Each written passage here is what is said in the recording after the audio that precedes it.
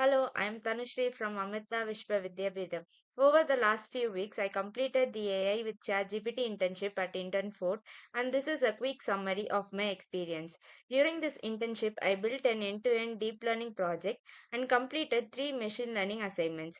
I implemented linear and multiple regression, and finally an artificial neural network for bank customer churn prediction, working with real dataset and Python libraries like NumPy, Pandas, Scikit-learn, and TensorFlow. This internship helped me understand the full workflow, loading and processing data, training models, evaluating accuracy and confusion matrices, and interpreting results.